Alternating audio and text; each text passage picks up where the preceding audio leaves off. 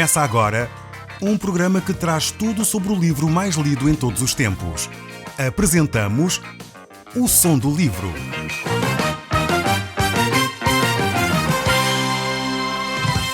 Seja muito bem-vindo. Neste podcast vai encontrar o livro mais conhecido e lido em todo o mundo. Vamos levá-lo numa viagem pela história da humanidade. Este é um audiolivro para si, para a sua família e sociedade em geral. Contextualização e comentários de Paulo Chaveiro. E nós hoje vamos continuar a olhar para o capítulo 21 do livro de Provérbios. Nós no último programa avançamos vários versos neste capítulo 21, mas não o concluímos. Por isso eu gostaria de continuar a olhar para o verso 23 do capítulo 21 do livro de Provérbios. Como eu disse logo no início do estudo deste livro, há vários provérbios que nós não vamos conseguir analisar profundamente, pois eles só por si falam, mas também muitos deles nós não teremos condições de os analisar profundamente por causa do nosso tempo. Mas para todos os efeitos, queremos passar pelo menos lendo cada um destes provérbios. Então, nesse sentido, estamos no capítulo 21 do livro de Provérbios, no verso 23. E diz a palavra de Deus: o que guarda a sua boca e a sua língua, guarda a sua alma das angústias. Mais uma vez, um grande ensinamento que nós temos aqui. É realmente algo extremamente importante. Se nós soubermos guardar a nossa boca, se nós soubermos quando falar, se nós soubermos quando devemos estar calados, certamente vamos guardar a nossa vida, a nossa alma, de grandes angústias. É importante nós percebermos como nós interagimos com as palavras, como elas têm impacto no nosso ser. E é fundamental nós entendermos isso. Quando nós percebemos que nós, como seres humanos, somos extremamente complexos, não somos simplesmente físico, não somos simplesmente mãos e pés e corpo, temos uma alma, temos um espírito que se perturba, que se alegra, que vive feliz ou não, e como as palavras influenciam a nossa vida, certamente aí nós vamos começar a tomar mais atenção àquilo que dizemos. E se nós tomarmos essa atenção na nossa própria vida, vamos verificar que isso vai mudar o ambiente à nossa volta. Por isso, aquele que guarda a sua boca, aquele que sabe falar nos negócios, no tempo certo, com os amigos, com moderação, não anda a levantar mexericos, realmente a pessoa vai aprender que a sua alma vai viver mais tranquila, mais feliz. O verso 24 ainda diz: quanto ao soberbo e presumido, zombador é o seu nome. Procede com indignação e arrogância. Novamente aqui vemos o orgulhoso, o soberbo, aquele que acha que é o maior. Ele é que sabe, ele é que tem todo o conhecimento. Esse vai ser provado. A palavra de Deus diz que é o próprio Deus quem resiste ao orgulhoso. Eu, quando vejo uma pessoa orgulhosa, fico muito temeroso por ele mesmo. Porque eu sei que, segundo a Bíblia diz, Deus próprio vai resistir. Nem precisa Satanás, nem precisa os homens. O próprio Deus vai agir na vida dessa pessoa. Então, a gente olha às vezes na política, no desporto, pessoas extremamente arrogantes. Normalmente elas vão dar um tombo. Aliás, o próprio povo tem um provérbio extremamente interessante. Temos aqui os provérbios de Salomão, mas o povo português também tem provérbios muito interessantes e muitos deles corretos também, até aos olhos de Deus. E diz, quanto maior a pessoa sobe, maior é o tombo. Quanto mais a pessoa cresce, maior é o tombo. E quanto a pessoa está num pedestal muito elevado, o tombo é grande. Então temos aqui esta ideia também deixada pelo povo e pela sabedoria popular. Cuidado com o elevarmos-nos a nós próprios, o dizermos de nós mais do que aquilo que convém. Mais dia ou menos dia nós sofreremos o dano. Então aprendamos rapidamente a ficar mais humildes, a aprender a não pensar de nós além do que convém. Capítulo 21, verso 25 ainda diz: o preguiçoso morre desejando, porque as suas mãos recusam trabalhar.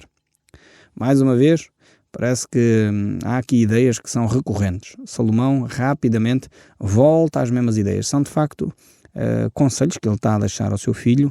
Sabemos hoje, pela pedagogia, que uma das formas de ensinar é através da repetição. E claramente Salomão está a utilizar este método de ensino para passar ao seu filho as verdades principais que ele deveria adquirir. A questão é não ser preguiçoso, cuidado com as mulheres, Toma cuidado com quem vais desenvolver os teus relacionamentos, não seja uma pessoa rixosa. Cuidado com a língua, não sejas murmurador ou teres alguém que é murmurador, que diz mal das pessoas nas costas. Cuidado com a mentira. Então temos aqui uma série de ensinos que Salomão vai deixando. Mais uma vez, ele volta a falar do preguiçoso. Temos aqui este assunto recorrente.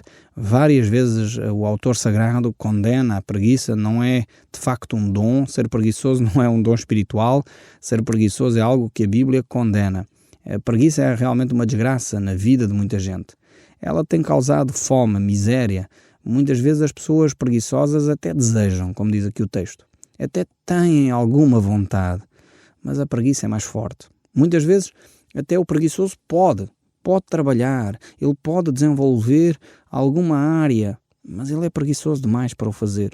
Muitas vezes o preguiçoso até precisa, ele tem necessidade. A gente olha para aquela família, não tem comer à mesa, não tem o que vestir, as crianças não vão à escola, não há recursos para calçar convenientemente aquela família. Ele até precisa, mas infelizmente a preguiça é maior. Então é difícil ajudar alguém que é preguiçoso. A pessoa deseja, a pessoa pode, a pessoa precisa, a pessoa necessita, mas a pessoa realmente não quer porque é preguiçosa. Dá-lhe muito trabalho trabalhar. Então temos que ajudar essa pessoa, em primeiro lugar, a deixar de ser preguiçosa. É por isso que eu acho que aquele provérbio popular, que também é sábio, tem sabedoria, que é atribuído pelo menos aos chineses, dizendo que em vez de darmos um peixe a alguém que necessita, ensina-o a pescar. E isto dá muito mais trabalho. É muito mais fácil nós chegarmos à praça e comprarmos 1 quilo de peixe e darmos à pessoa do que chegarmos ao pé da pessoa, comprar uma cana, comprar um isco e a dizer como é que se coloca o isco na cana, dizer como é que se coloca o anzol até na própria linha, como é que se coloca a linha na cana de pesca, onde é que se pode ir pescar, a que horas é que se pode ir pescar, como é que são as marés. Isto tudo dá muito mais trabalho do que comprar 1 quilo de peixe. E muitas vezes nós não queremos ter esse trabalho. Ajudar alguém é realmente uma tarefa extremamente importante, mas também muito trabalhosa. Precisamos de ajudar efetivamente a pessoa. Não só dar o peixe, mas ensiná-las a pescar. Verso 26, aqui voltando aos nossos provérbios bíblicos e deixando um pouco provérbios populares, apesar destes serem também provérbios populares, vamos voltar aqui ao verso 26. E diz: o cobiçoso cobiça todos os dias, mas o justo dá e nada retém. Vemos aqui esta diferença entre o justo e o cobiçoso, entre aquele que dá e aquele que quer ter. É interessante esta dualidade, esta comparação. Hoje em dia nós somos desafiados a cobiçar mais e mais. Não sei se você já reparou nisso.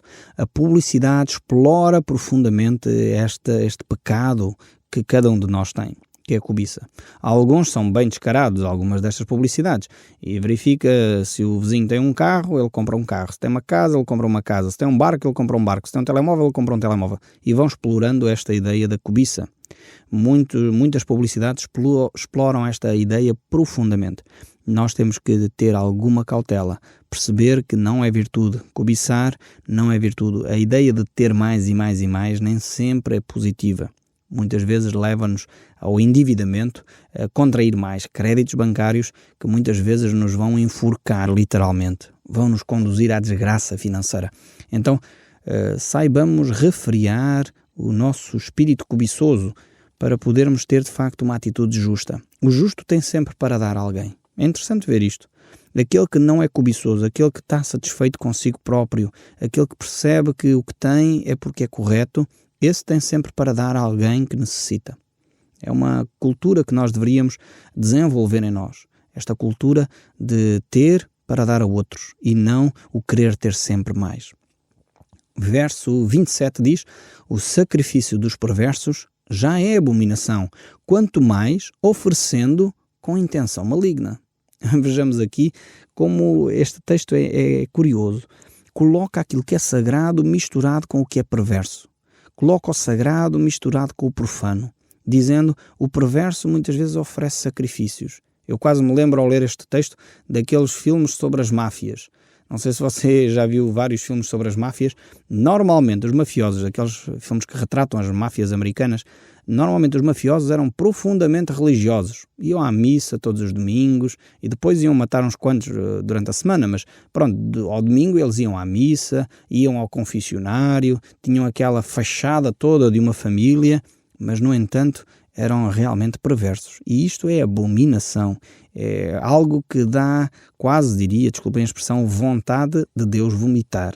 É algo que cria náuseas em Deus. Porque uma abominação é algo que não é compatível. Aquilo que é perverso misturado com sagrado. Nós temos que, ao relacionar-nos com Deus, ser íntegros. É verdade que estamos num processo de santificação, de deixar coisas que desagradam a Deus. Mas pelo menos temos que ter a intenção de o fazer. Aqui o texto diz claramente, quanto mais é vergonhoso sacrificar com intenção maligna. Ou seja, a pessoa nem tem vontade de deixar o seu pecado, mas mesmo assim ainda oferece sacrifícios. Você deve avaliar a sua vida, assim como eu faço constantemente. Eu costumo fazer, e deixo aqui este segredo só para si, costumo fazer uma oração que é: sonda, ó Deus, o meu coração. Faço isto constantemente. Deus, mostra-me se as minhas motivações ao fazer o que eu faço são corretas ou não. Isto é o mais importante da vida. Você deve avaliar as suas motivações. Se são perversas, não faça. Pare de fazer o que está a fazer. Se são motivações justas diante de Deus, então continuo nesse trabalho. Continuo nesse trabalho de deixar o Espírito Santo retirar aquilo que desagrada a Deus. E isso é um processo para a sua vida inteira. O verso 28 continua: a testemunha falsa perecerá, mas a pessoa que sabe ouvir falará sem ser contestada. É um texto, mais uma vez, extremamente interessante. Aprender a ouvir. Muitas vezes nós queremos falar, sem ouvir o que os outros estão a dizer. Aprender a ouvir. Uma pessoa que sabe ouvir, no momento certo, será ouvida pelos outros. O verso 29 prossegue a dizer: o homem perverso mostrará a dureza no seu rosto, mas o reto considera o seu caminho. Então temos aqui algo extremamente interessante também e verdadeiro. Mais uma vez você pode constatar, olhar para a cara das pessoas e ver na cara das pessoas aquilo que vai na sua alma. Se uma pessoa está alegre ou feliz, isso é manifesto no seu rosto. Há quase que um brilho na cara da pessoa. Se a pessoa é perversa, constantemente a pensar o mal, a sua cara reflete também esta dureza, esta frieza de coração, este mal-estar com a vida. O verso 30 ainda prossegue: não há sabedoria, nem inteligência, nem mesmo conselho contra o Senhor.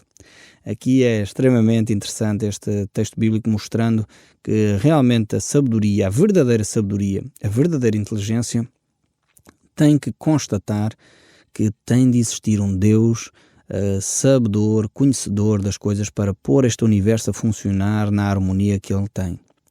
Quando realmente os homens sábios se colocam a refletir sobre a natureza, é óbvio que têm que descartar essas ideias, muitas vezes ridículas, de pensar que tudo aconteceu por mero acaso. Eu sinceramente faz-me confusão, desculpem abrir o meu coração de uma forma assim tão transparente, mas no fundo nós estamos a conversar. Faz-me alguma confusão. Pessoas que estudam anos e anos, pessoas que supostamente deveriam ter algum raciocínio lógico, doutores disto e daquilo, chegarem à conclusão que o nosso universo tão complexo, nós com pessoas tão complexas, a nossa natureza tão complexa como ela é, surgiu por mero acaso de andar aqui uns milhões ou uns bilhões de anos aos trambolhões.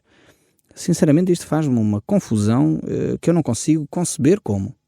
Não é o facto, você experimente lá em casa, pôr um molho de peças quaisquer que elas sejam, de Lego, por exemplo, que é talvez do mais simples de se construir, num canto, deixe passar assim umas largas dezenas de anos e você vai ver o que é que aconteceu àquelas peças de Lego. Provavelmente não vai acontecer nada de agradável, aquela desarrumação vai aumentar.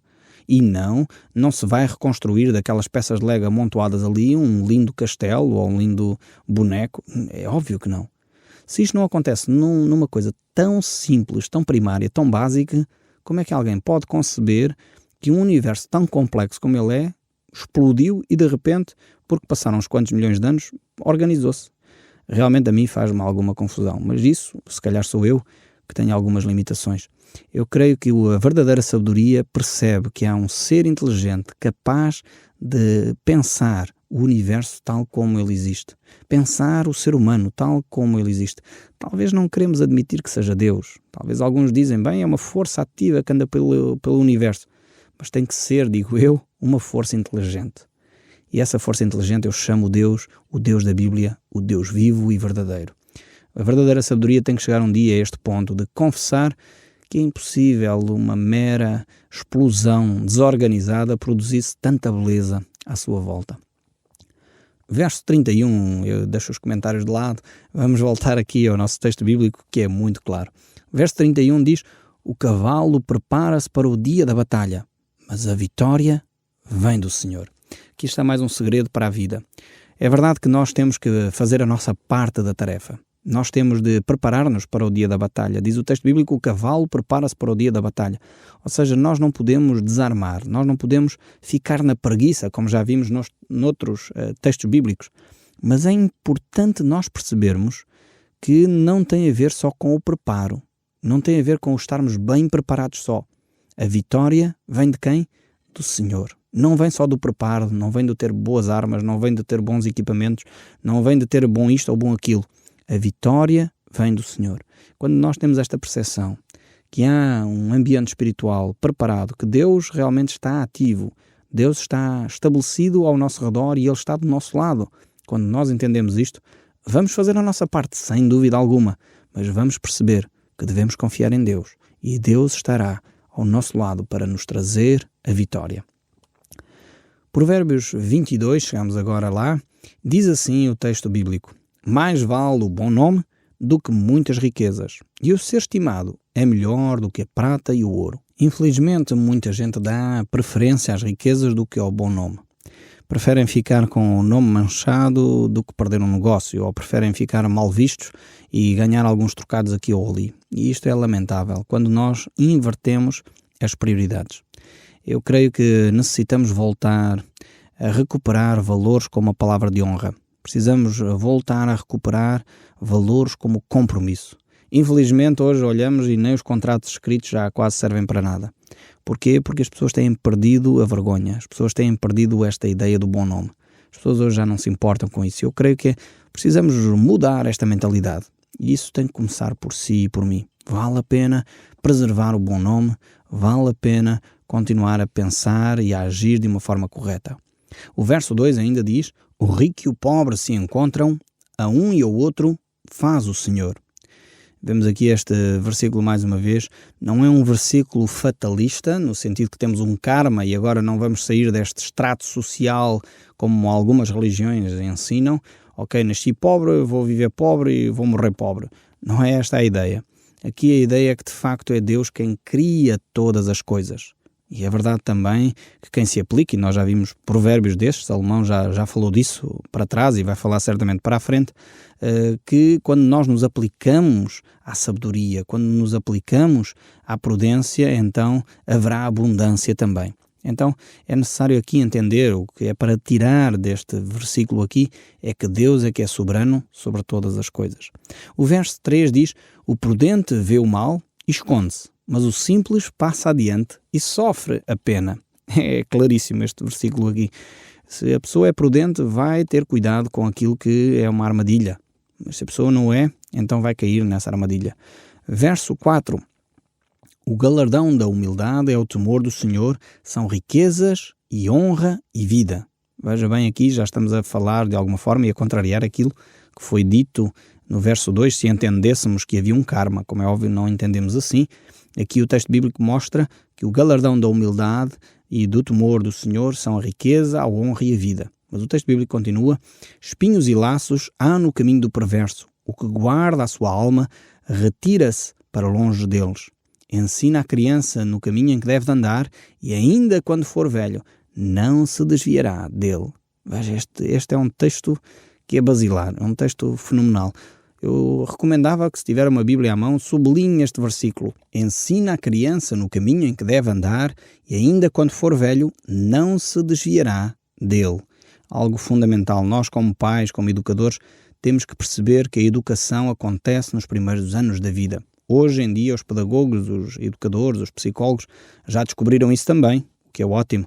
E hoje já se sabe que os primeiros 5 anos, 4, 5 anos, são fundamentais para passar uma grande parte dos valores, da informação que nós temos de passar aos nossos filhos. Sublinhe este texto, faça dele um mote, se tiver filhos pequenos, para a sua vida. Invista na vida dos seus filhos. É o mais importante que você pode fazer realmente na sua vida. O verso 7 diz: o rico domina sobre o pobre, e o que toma emprestado é servo do que o empresta.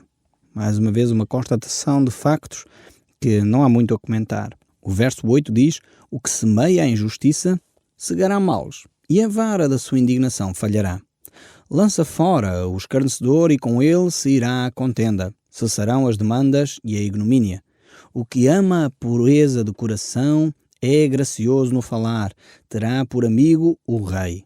Aqui recomendações, mais uma vez, fantásticas. Se há pessoas intriguistas, pessoas iradas, pessoas contenciosas, diz o texto bíblico, se lançares fora essas pessoas, então acabam as demandas, acabam as guerras, acabam os conflitos. E aquele que tem um coração puro, esse então será amigo de pessoas poderosas. Vale a pena investir na pureza, na sinceridade, na transparência, pois isso são valores vitais para uma sociedade equilibrada. Verso 12: os olhos do Senhor conservam o que tem conhecimento, mas as palavras do iníquo ele transformará. Diz o preguiçoso: há um leão, está lá fora, serei morto no meio das ruas. Este é um texto bíblico realmente que só um preguiçoso é que se lembraria de uma coisa destas. Nem vale a pena sair para o trabalho. Pode-me acontecer uma desgraça qualquer, vou atravessar a rua, sou atropelado, o comboio cai, há um acidente na estrada, e arranja sempre mais desculpas para não ter que trabalhar. Verso 14 ainda segue: cova profunda é a boca da mulher estranha. Aquele contra quem o Senhor se irar, cairá nela. A estultícia está ligada ao coração das crianças, mas a vara da disciplina a afastará dela. Mais aqui uma recomendação sobre disciplina e cuidado com os nossos filhos. É fundamental não desprezar a disciplina dos nossos filhos. Disciplinar é colocar limites, é dizer aos nossos filhos: até aqui tu podes ir, até aqui tu não podes. E devemos ser nós, pais, rigorosos com esses limites. Não podemos ser pessoas que hoje dizem uma coisa e amanhã outras. As crianças rapidamente vão descobrir isso e irão ultrapassar os limites. O verso 16 diz: o que oprime ao pobre para enriquecer a si mesmo, ou o que dá ao rico, certamente empobrecerá. Inclina o teu ouvido e ouve as palavras dos sábios, e aplica o teu coração ao conhecimento, porque é coisa agradável os guardares no teu coração e os aplicares todos aos teus lábios, para que a tua confiança esteja no Senhor. Quero dar-te hoje a instrução a ti mesmo. Porventura não te escrevi excelentes coisas acerca do conselho e conhecimento, para mostrar-te a certeza das palavras da verdade, a fim de que possas responder claramente aos que te enviarem? Não roubes ao pobre, porque é pobre, nem o oprimas em juízo ao aflito, porque o Senhor defenderá a causa deles e tirará a vida aos que os despojam. Não te associes com o iracundo, nem andes com o homem colérico, para que não aprendas as suas veredas, e assim laces a tua alma. Não estejas entre os que comprometem e ficam por fiadores de dívidas, pois se não tens com o que pagar, porque arriscas perder a cama debaixo de ti? Não removas os marcos antigos que puseram os teus pais. Vês a um homem perito na sua obra, perante reis será posto, e não entre a plebe.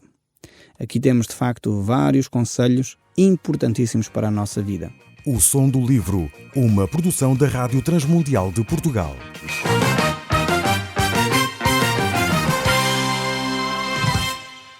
RTM. Conhece todos os nossos programas em rtmportugal.org. Uma produção da Rádio Transmundial de Portugal.